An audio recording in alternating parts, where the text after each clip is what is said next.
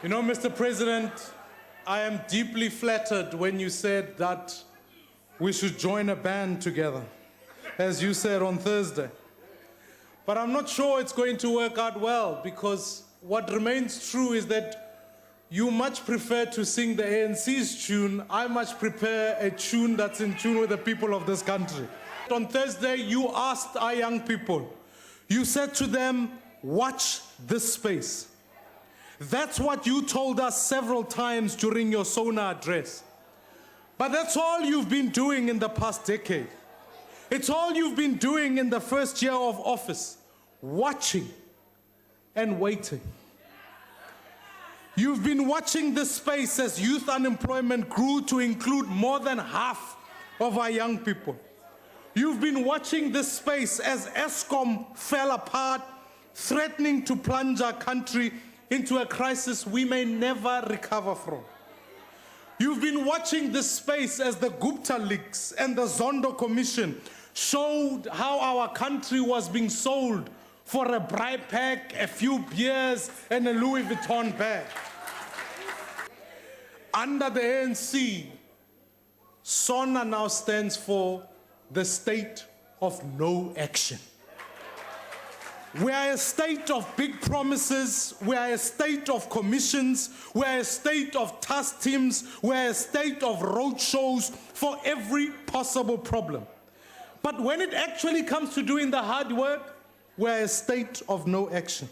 Let us start with the dangerous proposals that you have made here, and I caution you that you will soon become the enemy of the people and workers if you go ahead with some of the proposals.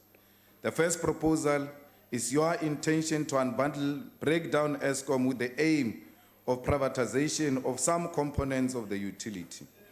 You have already started the privatization of Eskom power generation because effectively, independent power producers are privatization of Eskom. It is a fact that at the center of Eskom's problems are the power purchase agreements which force Eskom to buy power at an unaffordable and impractical prices through irrational business model. We know that your friends such as Trevor Manuel through Old Mutual and your relatives through Patrice Motsepe stand to benefit from privatization of Eskom. We want to tell you here that Eskom will not be privatized and there are not retrenchments that are going to take place. If you proceed to privatize Eskom, be rest assured that we as the economic freedom fighters will seriously confront your government and IPPs because they represent capitalist greed and obsession with money at the expense of our people.